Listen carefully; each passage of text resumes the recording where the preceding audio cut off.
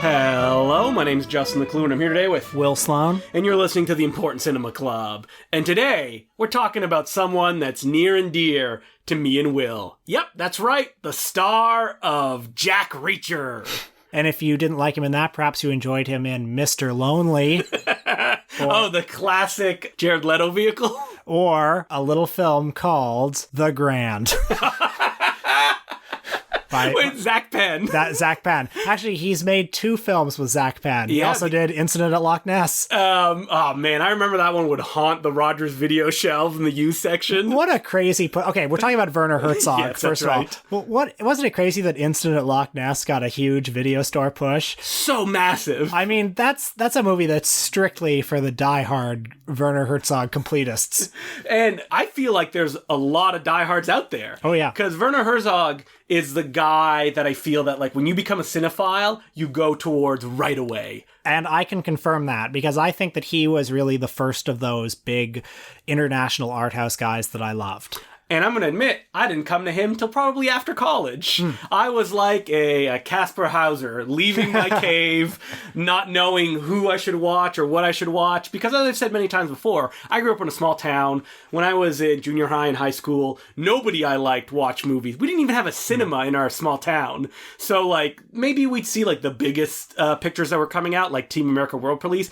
But other than that, I was all by my lonesome. Well, I will say also that being a 13-year-old Werner Herzog fan, it didn't necessarily mean You're much smarter than everybody else. Well, it didn't necessarily mean I saw all his films or even really understood the ones I saw. Well, actually, no. Okay, the first thing is, I think younger people can gravitate towards Werner Herzog because much of what's great about his movies is self-evident. Mm-hmm. He is a great and imaginative capturer of interesting images. He's a lovable weirdo. That's what people like about him. He's also a lovable weirdo. Yes. But I think the first of his films I saw was Nosferatu because it was at video stores. And then I think later I saw Aguirre. And then I saw one of the movies we're going to watch today, which we'll get to. And Strozak as well. Those were probably the first 4 I saw. But, you know, he's somebody who Roger Ebert often wrote about very eloquently. Yeah, there's a book of Roger Ebert Herzog reviews. Which, you know, I tried reading it again this week and it's really not that great. I mean, Herzog is a guy that, like you said, what's good about his movies is very evident. It's very tangible. Mm-hmm. Like, you watch something like Aguirre, The Wrath of God, and you can tell, like, they shot in the jungle, and it was tough. Klaus Kinski is there, I mean, he's not hamming it up, but he's like, there, chewing the scenery. Yeah, you know, in FITZCARRALDO pulls a boat over a mountain. Mm-hmm. It's an incredible thing to see. But also, if you're, you know, a young male getting interested in film, and you're very interested in these, like, super manly, self-styled auteur directors, there's no one manlier and more self-styled than this guy. Herzog loves to say that he's not an artist and that, like, he views films as, like, an aesthetic craft because that's what he loves. He loves to be a craftsperson. I saw an interview once where he said something like, you know, a director, like, works with his hands, and he said, "You can tell that Woody Allen has never milked a cow." So, Werner Herzog, he's a great publicist for himself. Oh, yeah. He's, like, really good at this shit. Not sure if you've heard it, but he was born in a small Bavarian village, and he did not make his first phone call until he was 17. And what we're going to read on this episode, it's all an Andy Kaufman-like act. When he goes behind doors, it just drops, and he's like, "Hey, how's it going? My name's Herzog." I'm sure you've heard all the stories, holding a gun up to Klaus Kinski on the set of Aguirre, The Wrath of God, which isn't actually true. I think he just threatened to shoot him. Yeah. Again, pulling a boat over a mountain, hypnotizing the whole cast of Heart of Glass. All these acts that have come to define him, like eating a shoe when he lost a bet to Errol Morris. Or going and filming at that volcano that was about to burst, which didn't actually end up bursting. Like, there's a bit of a Guinness World Records quality to his public persona that, you know, has done wonders to turning him into one of the most famous art house filmmakers ever, but also has inspired some skepticism towards him as well. You know, I think that was probably what I was experiencing when I finally became aware of who he was this level of skepticism. The fact that he was everyone's favorite filmmaker. That kind of like, well, have you seen FITZCARRALDO? And it's like, yeah, I have. Like, I remember going to like a little theater in the back of a bar to watch My Best Fiend, and it was like the classic image of hipsters, like all laid out on these couches going, as it played out. My Best Fiend, by the way, is not my favorite Werner Herzog movie. I think it's okay, but it's such a obvious like bit of brand management. You know, it's him saying, well, listen, you heard those stories about us threatening each other on the set of Aguirre, but don't get me wrong, he was the crazy one. And here's my quote unquote affectionate documentary about how he's crazy. I think that kind of brand management is something that, I don't know if I consciously like rebelled against it, but it's something I didn't like. And because I didn't discover it as I'm like discovering all these figures, and so he could like stand out and be someone who did all this crazy stuff, like, do you think that Antonioni like climbed a mountain? I don't think so, but Herzog did. Yeah. And that's something that like, I don't know, it just rubbed me the wrong way. Yeah, I understand that. I mean, I should say that Herzog is one of my favorite filmmakers, and I think he is the real deal. I think that he does have, you know, his less brilliant moments, and he has his less admirable traits, as all filmmakers do. I know that some have accused him of being like occasionally being a bit of a Randian, but I don't actually believe that. Well, politically, you know, Herzog seems to be all across the map, depending on like where you want to attack him by, and that's something that's gone throughout his career. Well, the charge that he's kind of a Randian is, I think, more directed at the way he presents himself in Burden of Dreams, where he's like, "Oh, I'm this genius filmmaker." And, I mean, he always says that. He's like, "You have to believe it. You have to go for it." But really, the figures that are in his movies, like Aguirre and FITZCARRALDO, they're insane, and they're destroyed by their obsessions. Yeah. Or, you know, somebody like Strozek or Kaspar Hauser. Well, I think Herzog is occasionally victim to an anti-intellectual streak as well. He loves the naive innocent. Well, he's someone who will say stuff like, "Oh, I hate academics, like doing research on my films or kind of breaking them apart. I don't think that way when I make them." But then, like, if you read an interview 10 questions later, he'll very eloquently explain why he did something in his movie. Yeah, but I think his films are kind of full of these archetypes of, you know, the wise, uneducated person, you know, like Terry Gilliam-ish. Well, yeah, like one of the films we watched, we'll get to it, but Invincible has the little brother character, or The White Diamond, his documentary, has, you know, this wise native and it's a little condescending, I think. But I think that it's undeniable that he is a great filmmaker. Like, you just need to look at his classics, like, again, FITZCARRALDO, Aguirre, even Nosferatu. Like, those are movies that are just testaments to what he can do. Now, did he make some bad movies as well? Of course he did. Not many, though. No, I have to not say, many. His batting average is very strong. Especially in his prime period. I think what I like most about him is his curiosity. He's somebody who has filmed movies on every continent on Earth. You know, he's filmed a movie about the Dalai Lama, for God's sake. He's filmed movies about child soldiers. He's filmed movies about, you know, explorers in the Antarctic.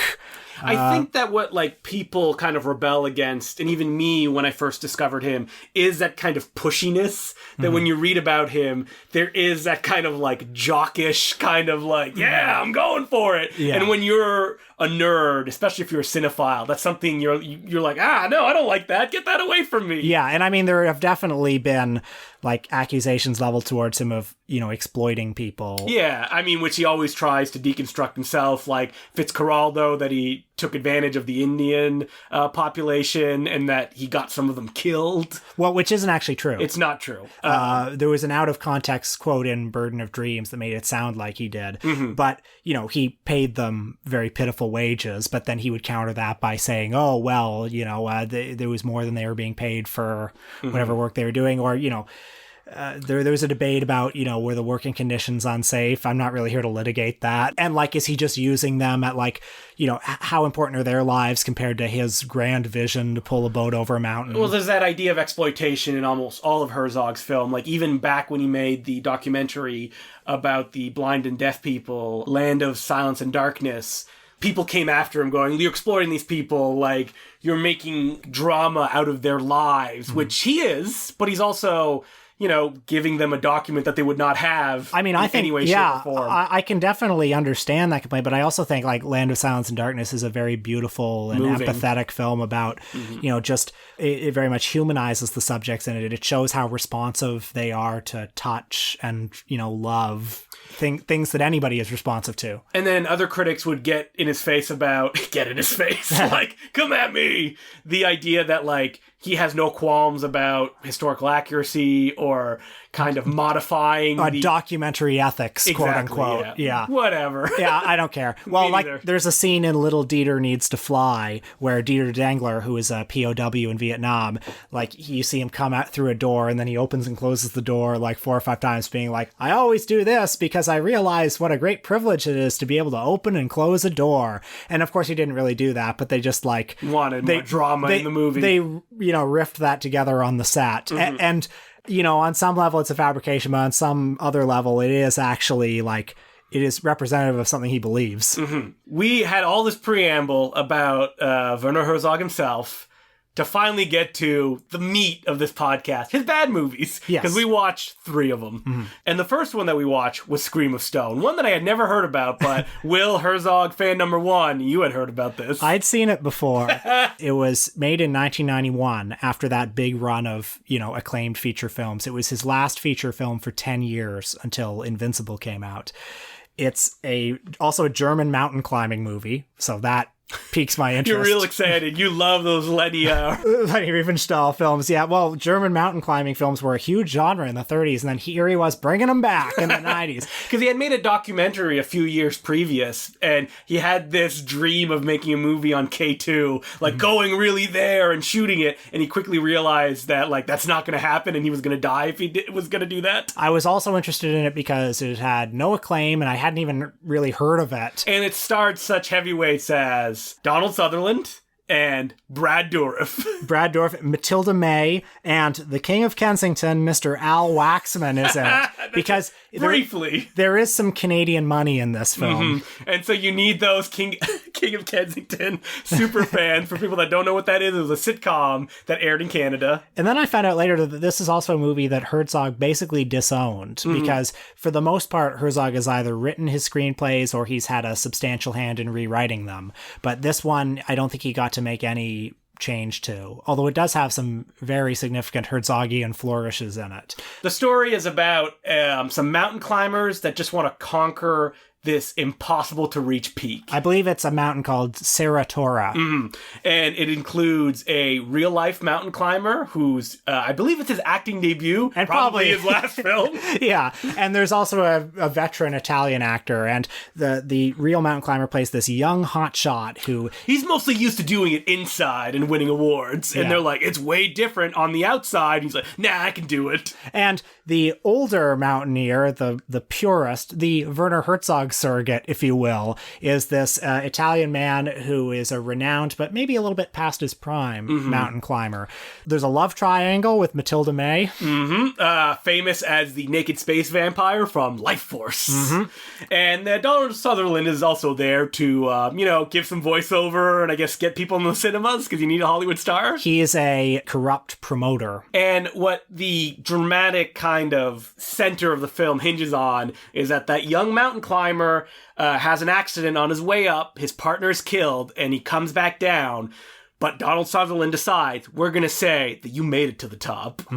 And that's where all the kind of, I don't want to say drama, but that it's very loose in that sense. It eventually becomes a mano-a-mano showdown. Who's going to be able to climb Seratora? Is it going to be the young hotshot or the old purist?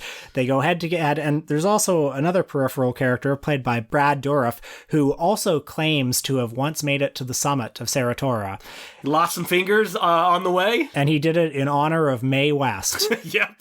Did he actually make it to the top? Who knows? This is the most Herzogian character in the film. He also gives the movie its title because he says the mountain is a scream of stone. That's where I stood up and applauded while I was watching the movie, because you have to do that when they say the title. So this is a movie that almost no one likes. I kind of like it. You know what? It was fine. Yeah. Like, I enjoyed it. I probably enjoyed it more than some of the other movies that well, definitely one of them. Because you do get Herzog capturing this kind of, breathtaking, like, mountain climbing footage when you know he just took a step back and just let the guys do their stuff. The mountain climbing footage is unbelievable, and I'm sorry that I watched it on a VHS rip. I believe it's the only version that exists. It has no legitimate, like, great-looking Blu-ray because... Herzog has kind of disowned it. I would love to see it. I mean, looking really good. But from what I saw, the mountain climbing footage is incredible. And that's basically what's incredible about the film. I mean, the plot is a little bit corny. The dialogue is not great. The acting by the two leads is very bad. And you get Donald Sutherland suddenly slipping every 20 minutes with a little bit of voiceover. And you're like, oh, wait, yeah, I guess he's narrating this. Brad Dourif is a lot of fun, though. Brad Dourif is always fun. And I think... Who will become a Herzog mainstay. That's right. He was in a movie called, I think, Wild Blue Yonder. Yep, that's right. Which is also, I think, one of the bad ones. But I think the movie is sort of entertaining. This plot of the two rivals, it kind of works, Yeah, it just doesn't have any kind of dramatic heat behind it. Like, you don't really care if they make it up to the top of the mountain. It's more kind of languid because, like, the Italian veteran takes a home and settles down. Becomes a hermit. Yeah, because he couldn't make it to the top of the mountain. Until, like a badass, he emerges at the end, like a real hero's welcome to climb that mountain. So this is the kind of film that, like, while it's considered one of Herzog's worst, it's really just there. Like, it's not bad enough that you're like, ugh. It's very conventional. Yeah. It's one of his most conventional films. It more or less ended his career as a fiction filmmaker for 10 years. He continued to make documentaries in the 90s, including, the very acclaimed Little Dieter Needs to Fly, Lessons in Darkness. I think a lot of the reason he was inactive in the 90s, though, was, maybe a little bit of that bad energy from FITZCARRALDO. Yeah, because it really haunted him for like decades. He was really torn apart in the German press for it, I think. And Burden of Dreams probably gave him a bit of I'm speculating a little bit, but I believe it to be true. Gave him a little bit of a reputation as this needless risk taker. I mean, when you see him interviewed now, he often will talk about how sane he is and how I always There's nobody more sane than the person that keeps telling you they're sane. He always says, I always make movies under budget and on time. Like he's clearly reacting a little bit to, the fallout from FITZCARRALDO. And I mean, his career, when I kind of became aware of him, reflected that idea where it was all kind of okay movies like Christian Bale and Rescue Dawn. I like Rescue Dawn. That. It's all right. Yeah. Like, it is that, again, a movie that, like, there it is on the Rogers video shelf. Yes. For $5. Yeah. But Werner Herzog, king of Rogers Video. He was, right? Because he kind of became popular again in a time where these films would get massive pushes on DVD. Oh yeah, Grizzly Man. All of his movies from like the mid to late 2000s were ubiquitous at Rogers Video. Yep. Like Wild Blue Yonder was ubiquitous, for God's sake. Stuff like that. Because it was like, this is an art filmmaker that, the normal populace can't accept. Because, like, Grizzly Man was a huge hit when it came out. Yeah, and that was also around the time when he really started to get, quote-unquote, meme-ified. There was that, I think it was an interview publicizing Grizzly Man where he got shot. You remember when that? He was being interviewed by Mark Kermode. Yeah. And he's like, oh, no, I'm fine. It is not a significant bullet. That's right. What do you think of the memification of Werner Herzog? It's lame. Well, it is a bit lame. I mean, he's very complicit in it. Yeah, he loves it. Yeah, and it's fun. I mean, some of the stories are fun. I mean, but it's just like the same stuff recycled over and over again. Like, he's basically a Bill Murray at this point, showing up at parties, saying crazy stuff, and then like moving on. Yeah. Like one of the quotes you always see is that, like, Jean-Luc Godard is somebody like Jean-Luc Godard is intellectual counterfeit money compared to a good kung fu film. And people go, man, what a crazy sentence. But if you see it in the context of when he said it, a few sentences above it, he went, oh, I like kung fu films, and I like this, and I like that. Like, it makes sense, but when you pull it out of that, it's just crazy old Werner Herzog. Yeah, I even that sentiment. I mean, look, I love kung fu films. I don't believe he's ever seen one. I mean, he's not a movie buff when you see him interviewed. He says it. He'll say it over and over again. I mean, like... That's that, like, preening anti-intellectualism that he's sometimes guilty of, frankly. But then you have him, like... doing like that film school stuff that costs like an absurd amount of money for a weekend. Yeah, where he teaches students to like how to pick a lock, or how to steal film, or that sort of thing. Yeah, that's like me going, oh man, Herzog, did you want to open like a restaurant or something? Well, my main beef with the memification of Werner Herzog is I feel like it's been leaking into his films in an unproductive way. I think that some of the recent movies, especially the documentaries, have gotten a little bit self-parodic. I mean, I love Encounters at the End of the World. I like Cave of Forgotten Dreams a lot, but something like Lo and Behold, the further I get away from it, the shoddier it seems. Really? Well, that's. Did you ever see it? Nope. His internet documentary? I mean, everything that I heard about it was people like making jokes about it. Yeah, it's full of those like little Herzog touches, or him saying little goofy things, and him doing kind of kookiness, and it really has no thesis. Yeah, I mean that's a problem when you get older, right? Because like it becomes more difficult to capture the essence of what people loved about you in the first place. I mean, even when he came back to like feature filmmaking with Invincible, which you said before was the first Herzog film, or even art film that you saw in cinemas, right? Yeah, well, I'm not sure if it was the very first, but it was one of the first. I went to see it at the Carlton Cinema on its opening weekend when I was 13. And I was so high on the experience of going to see like, oh man, this is a real art movie. Yeah, wow. Yeah. I mean, I watched it for the first time this week, and it's fine. I'm really glad to see my man Tim Roth back in the starring role that he deserves. Yeah, so Invincible, Herzog's big return to dramatic filmmaking in 2001. It's set in the waning days of Weimar Germany as the Nazis are about to take power. And he kind of sets up this dialogue between two big real-life archetypes who were really well-known figures in sort of the 20s and early 30s in Germany. There is this humble Jewish blacksmith from Poland. A strong man. This strong man named Zisha Breitbart, who's played by a real-life strong man named, I don't know how to pronounce it, Yoko Ahola. He's Finnish. He comes to Germany. He's found by a promoter, and he becomes this very popular strong man who is proudly Jewish and wears his Jewishness on his sleeve. And he's set in counterpoint to Hanussen, the mystic, the shady mystic who's in cahoots with the Nazis and who is actually, spoiler, he's a real life historical figure, who cares? but spoiler, he's actually Jewish and he's hiding it. And he's played by Tim Roth. Ahola, I think that's his name, right? He's the strongman, was an actual world's strongest man, Olympian type. And they never came together. He was actually way before that. He was more popularly known in the 20s. Zisha Breitbart was. Mm-hmm. They didn't actually, the characters didn't know in real life, but Ahola, the guy who plays him, is not a professional actor. In fact, I don't think he even spoke English before the film started. You said it best, that within the first 15 minutes, you have to take a step back and go, am I watching a Matt Farley movie?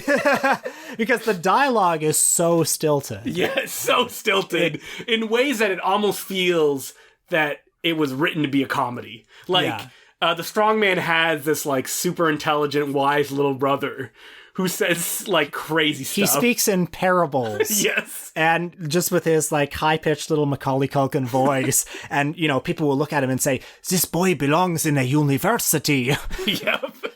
Or, everyone talks in so heavy-handedly. It'll be like, you and I, we are both entertainers. And Tim Roth, his performance is just straight up scenery chewing. I mean, that's every Tim Roth performance, right? Just you feel like you're going to choke on screen from the acting that he's doing. Mustache twirling villainy. And the big contrast in Hanussen and Zisha, not only is it what they represent as Jews in the early 30s or the late 20s, but it's also these acting styles. One of them is a very deliberate and serious and rather hammy actor, and the other is a complete non-professional.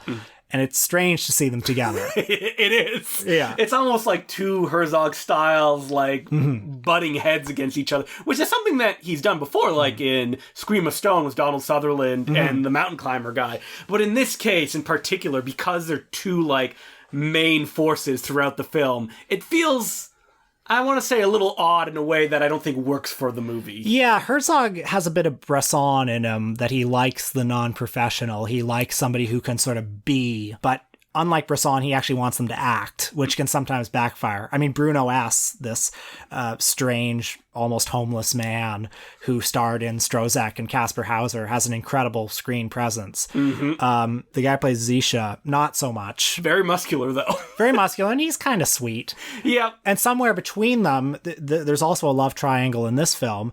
Tim Roth's mistress is played by this real-life concert pianist. There's a scene halfway through where she shows Zisha a tank full of jellyfish, and she says, "Oh, I wish I could replicate them with my music, their purity, their directness."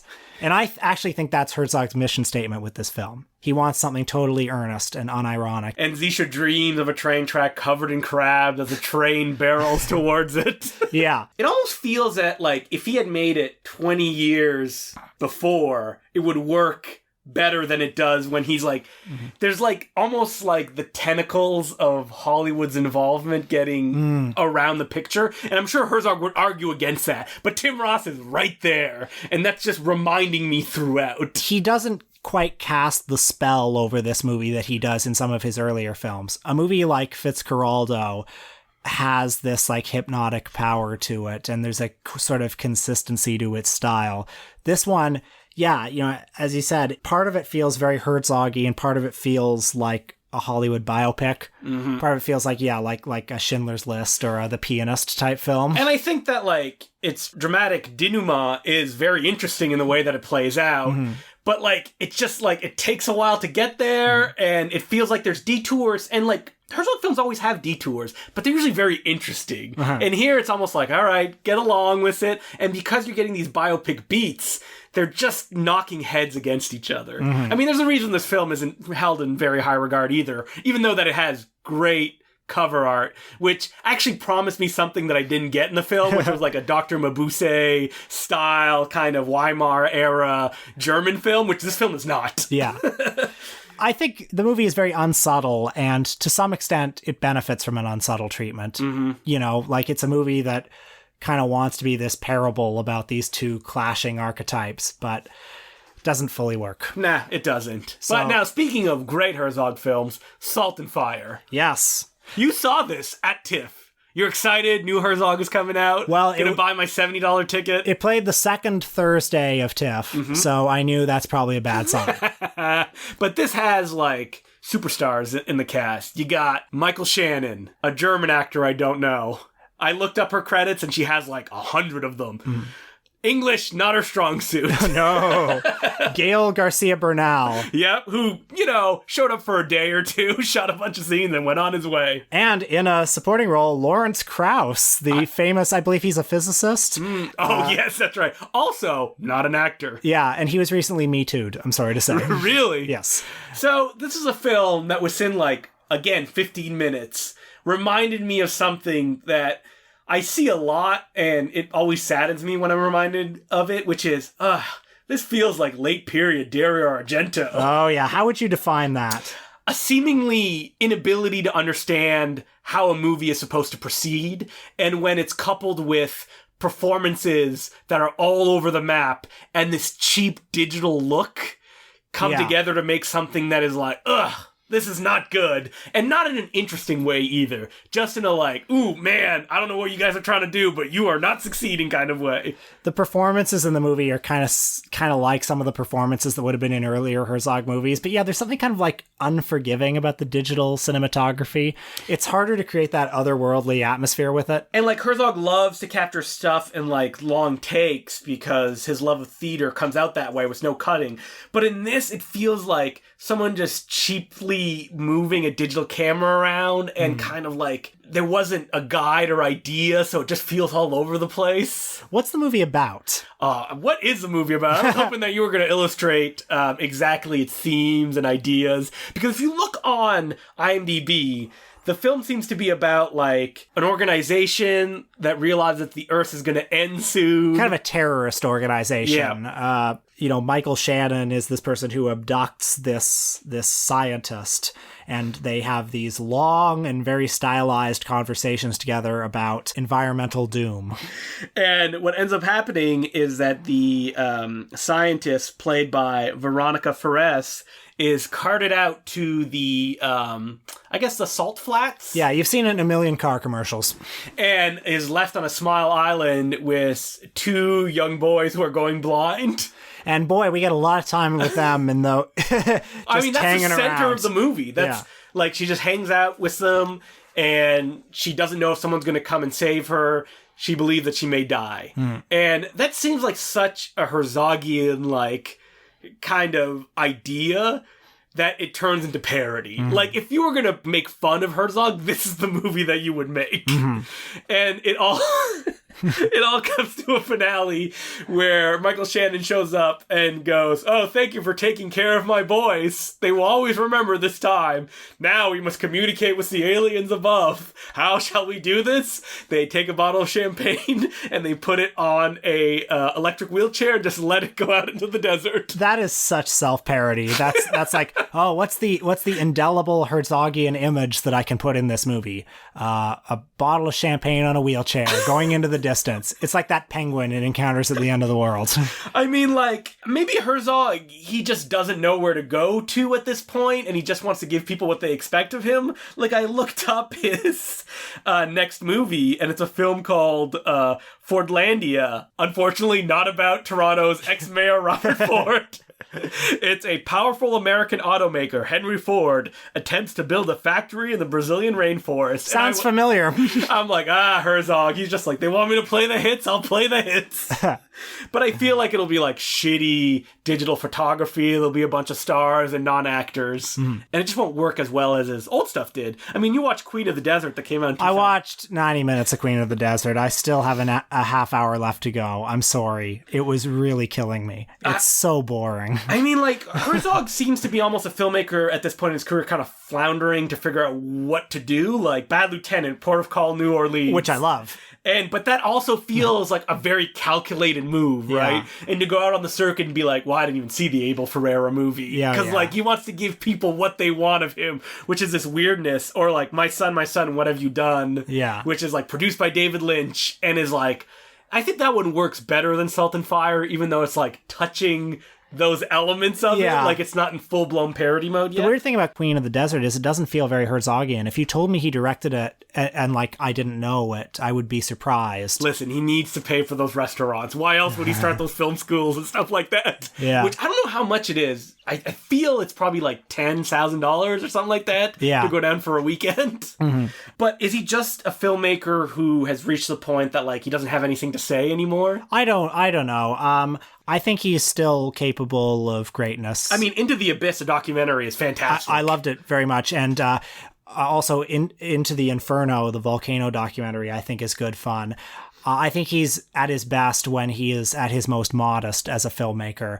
Into the Abyss, his Death Row documentary, you know, he's less of a presence in it than he is in a lot of his other movies where he's like cracking jokes and doing weird stuff. Shtick. Like, he didn't get it out of his system when he made like Incident at Loch Ness and The Grand. I do think something kind of changed in him after FITZCARRALDO, though. I think he became more of a character after that. And he became a little bit more calculated. I love many of his films after FITZCARRALDO. I think he's been at least interesting throughout his career, but I think there is a turning point there. Well, if you look at like the history of his career, he's not a director that came out fully formed either. He'll talk a lot about how his early films, the German critics had no interest in him, and it's actually only when international audiences accepted Aguirre that like Germany got behind him and said like, oh no, we like your movies now. He actually complains that Aguirre, it actually premiered in theaters and then was on television the same night in Germany, which like destroyed, in his opinion, theatrical chances of it. You know, one of the things I like about Herzog is that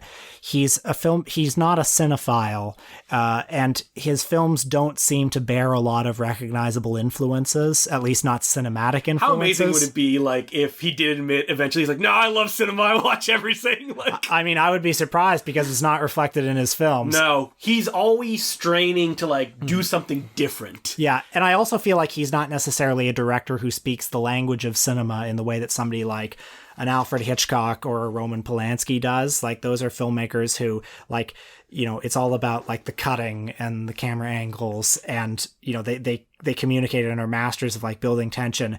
Herzog is more of a landscape painter. What we've seen as the years have gone by is that Herzog has become a genre in of itself. Like, you've talked about like, that's a Herzogian touch or this or that.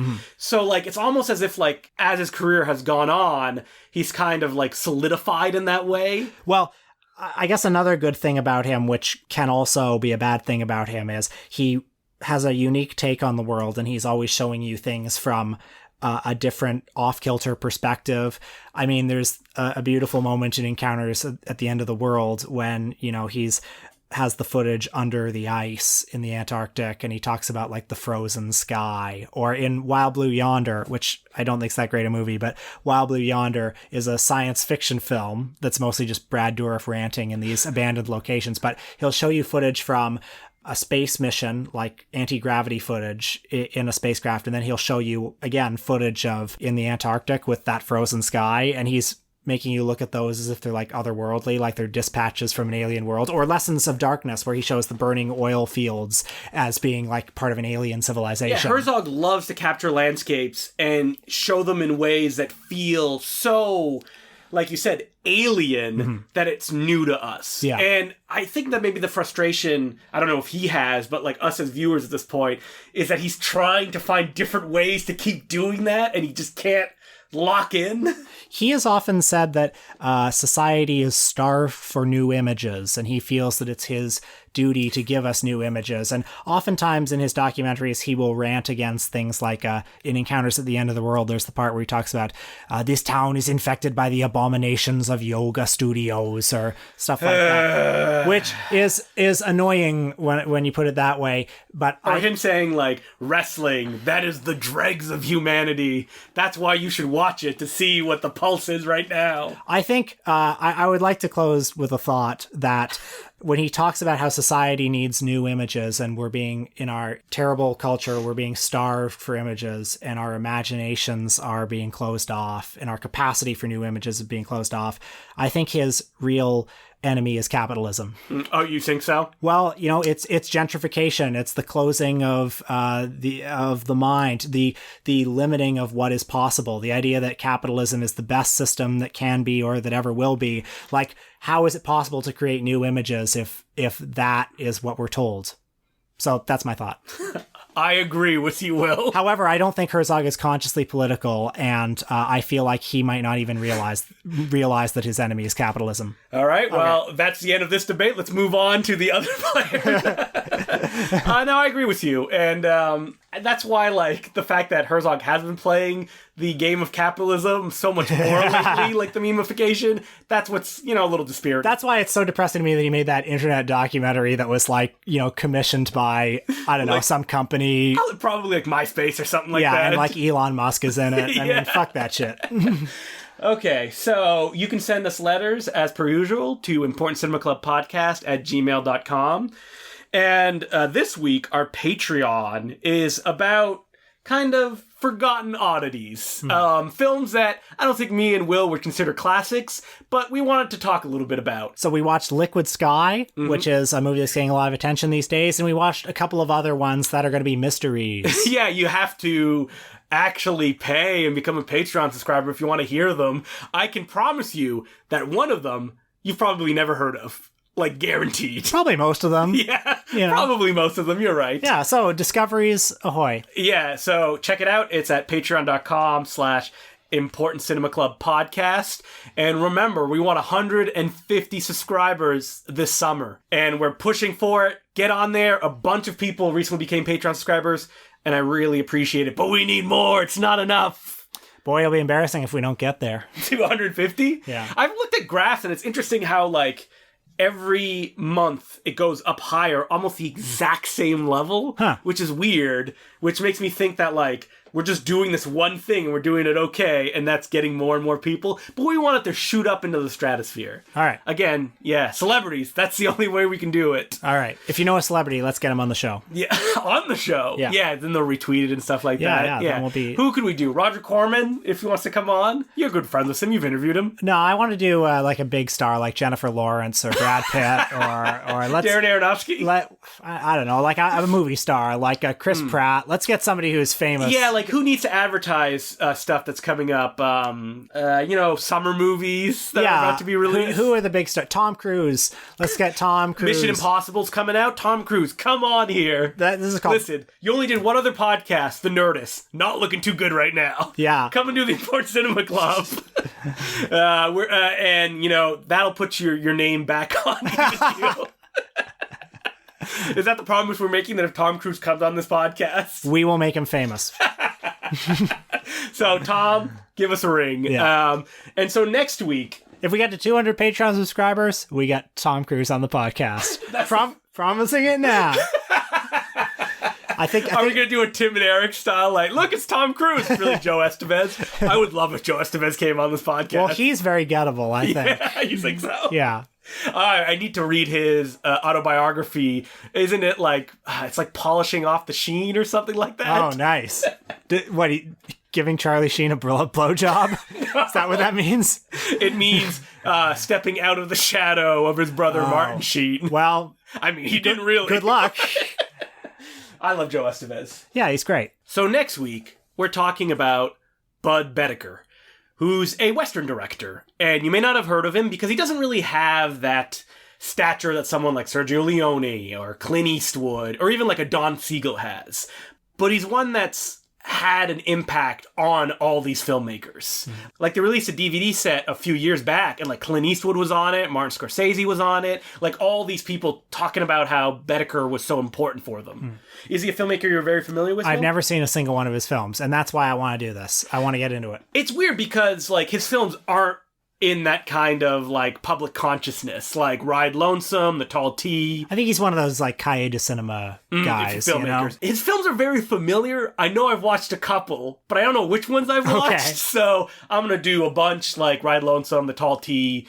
There's a Blu-ray that was recently put out in the UK, but it's region free. And are you gonna be watching them off of that? Or? Yeah. And I'm really glad because for some reason we haven't done any Western filmmakers or the Western genre at all. Wow, is that true? Which is a massive favorite of mine, unless you count Clint Eastwood. Yeah, right. And that was way early. But like, I love Westerns, American Westerns, spaghetti Westerns, Euro Westerns, love them all. Yeah. And it's weird that I haven't talked about them, but that's what we're going to be doing next week. So again, my name's Justin Clue. I'm Will Sloan. Thanks for listening.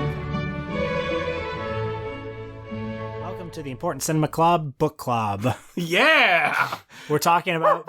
Oh man, Wishbone's here! We're talking about... What's the story, Wishbone? You gotta change it though, like, what's the story, Important Cinema Club? And just like Wishbone, when you listen to this 10 years from now, we will both have passed on.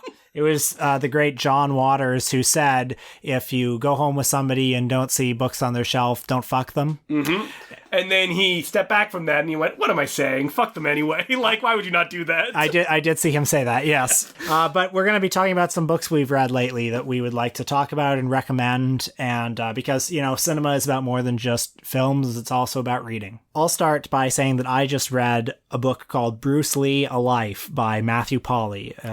Another Bruce Lee biography. Oh, wait, is there something different about this one? This is, frankly, the first good Bruce Lee biography. Which is crazy because, like, the fact that there's a whole genre about his life and no one sat down and went, all right, let's just do this right. Yeah, no really serious books. There were lots of books that are, collections of his writings. Fluffy kind of like overviews. Some sort of fanzine-ish stuff, because a lot of the books were either they were cash-ins or they were written with the cooperation of his estate. So useless. Mm-hmm. This book is, a 600-page doorstopper that goes from cradle to grave. You learn, it answers all the questions that I had about him. It talks a lot about his acting career as a child. Weirdly, 550 pages are spent on how he died. There is actually a lot about how he died. I mean, because people are obsessed with Set. And he comes up with a compelling new theory for how he might have died. Really? Yes. I'll tell you off mic, because I don't want to Okay, you want people to get the book. Yeah, but it's the most convincing explanation I've heard yet. And is it one you've heard before? Or No, I haven't heard it before, but it's like when he says it, he addresses all the popular theories about why he died, including the official explanation. Yeah. But he comes up with one that is the most convincing. Huh. Bruce Lee comes across as a bit of a brat, quite arrogant. He's always come across that way, I feel. Yeah, a bit of a womanizer. Also, the book smartly deals with his sort of trans-Pacific status. I'm going to say something that's absolutely horrifying. So, like, trigger warning, folks. This is very unpleasant. He got circumcised in his 20s because he wanted to look more American. That I don't know if that's like a huge trigger warning, but it's disgusting in a way. Or well, it's not disgusting. It's like you hear that, it's like, oh my God. Yeah, I mean, I guess it happens, right? He wanted to look more American, though. Wow. Isn't that incredible? That's crazy. So anyway, for details like that and more, I can't recommend the book enough. It has all you need to know about Bruce Lee. I can't believe you plowed through it so fast. It feels just like a week ago that you got it. Oh, God. You just like devoured it? Absolutely. What about Bruceploitation? How much does it get into that? A couple paragraphs. Well, we still have to wait for that promised Bruceploitation Bible that keeps like hinting at tantalizingly out of reach. I know that the guy, I don't remember his name, but he has like the Bruceploitation website. Yeah, has been promising to write it for like ages. It's weird that no like fly by night person just did like a Create Space like book and just did it. Right? Yeah. I mean, I feel like you could do it. Like maybe I will. Yeah. I mean, there are always so many things to say about Bruceploitation. Why not? You're gonna like do a Bruceploitation on the Bruceploitation. And then after reading Matthew Polly's book, last night I watched Return of the Dragon, or Way of the Dragon, which I've probably seen half a dozen times over the years, and not that it's very good. And you were watching it and you were going like, man, he was circumcised. The thought did cross my mind. But I was looking for that shape on Blu-ray. Well, I was watching Way of the Dragon, and because there are so few Bruce Lee movies, you tend to, even the ones that aren't that great, which are all of them, you watch a lot because it's all you have. Yeah. And I was watching this thinking, geez, this really is not very good. The first 30 minutes of Way of the Dragon are... When is he gonna fight? I know. The comedy is so bad. The scenes at the airport at the beginning of the movie aren't even in focus. I mean, like Bruce Lee, though, like the directors that he worked with was like Lo Wei, who was shit and didn't care. Robert Klaus, who his heart was in the right place, not a good filmmaker. And Bruce Lee, not a good filmmaker. I mean, Enter the Dragon, I think, is by default the best. Mm-hmm. And even that is like a ramshackle concoction that has really charismatic performances and iconic moments. So Bruce Lee completed 4 movies, and I think if you put together all the good stuff, you've got 2 good movies. Mm-hmm. 1.5. 1.5. I don't know, like half of Enter the Dragon, maybe 20 minutes of Fist of Fury, 20 minutes of Way of the Dragon, 10 minutes of The Big Boss. Can we put them together? Call it Game of Death 4? Yeah. I'm sure there's a Game of Death 3. Yeah. Revenge of the Game of Death. Have you read anything lately? Yeah, so as I've been doing lately, I've been going to the York University Library and just... I'm at the level where it's anything eye level as I walk through the aisles looking for my books. Mm-hmm. And I came across the tantalizingly titled Saved from Oblivion, an autobiography.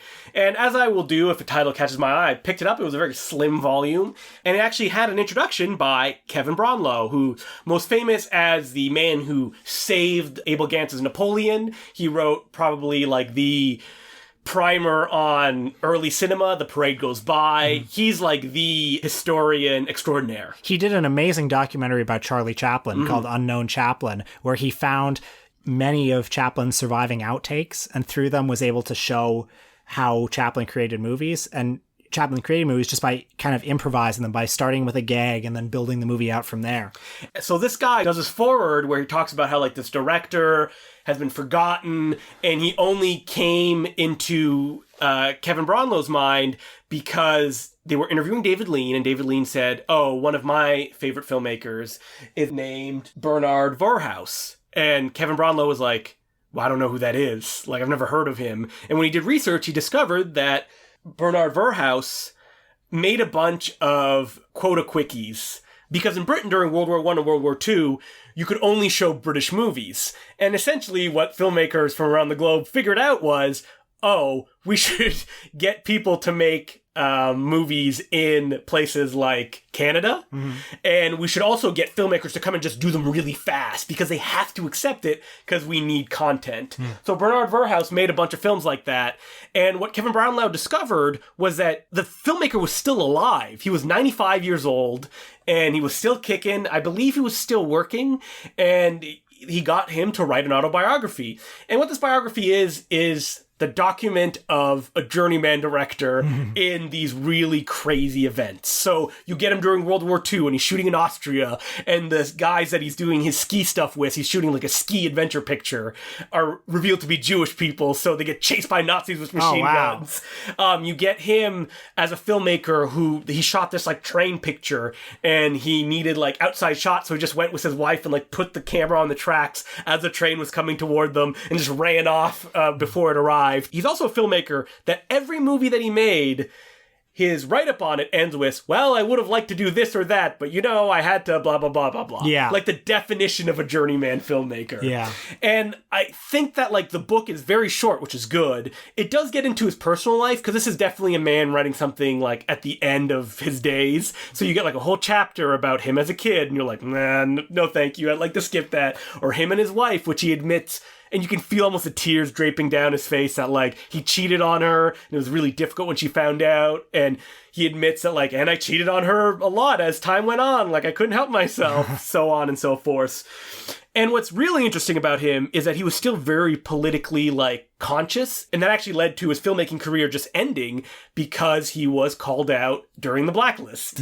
And because of that, he had to go to a different country, and he didn't have a passport, and he had to do something different to make money, and he just never really got back into film. He became an architect. He would like flip houses is basically what he ended up doing. But it's like a fascinating life, and if you can somehow come across this book, I would highly recommend it, because like this perspective on a filmmaker is really interesting. None of his movies are available on DVD. A few of them are released on like VHS. Probably his most famous one is called The Ghost Camera, and was like a quote a quickie. He co-directed a film with Edgar G. Ulmer. Oh wow! What was it called? That really it was like So Young, So Dangerous, or something like that. I don't even know it. Jeez. And he doesn't mention Edgar G. Ulmer in the book. Ouch. Yeah, he does. Does he mention the movie? He does, yeah, and he mentions filming it and stuff like that. Like he's he's writing his biography, so he'll always mention how he like did this one special thing to give the movie a little bit of spice. But then when you watch the film, you're like, yeah, it's fine. Like, yeah. And I mean, what's really interesting too is that he was actually an American who ended up in Britain, so you get that like stranger in a strange land kind of thing going on as well. Oh, sounds. Have you watched any of his movies? I did. I watched The Last Journey, which is his train film, and it was fine. Yeah. And like the fact that it was fine and people are like, oh, this is his best in the foreword, they're like, we're gonna have to rewrite film history now that we know about this guy. It's whoa, slow your horses. But the fact that he, like a 95-year-old, was able to look back and write about his life in this way is something you don't hear about a lot. And the fact that this book exists, it was published by Scarecrow Press, who are the kings of publishing, like, oh, this guy was a screenwriter for Poverty Row, so let's give him a book and publish it. Or let's publish Kurt Siodmak's autobiography, which is like 800 pages. It's good that those places exist, even if these books will disappear and you can only get them for like $500. Well, folks, next time you're at your Barnes & Noble, that's 2 recommendations for you. Check them out.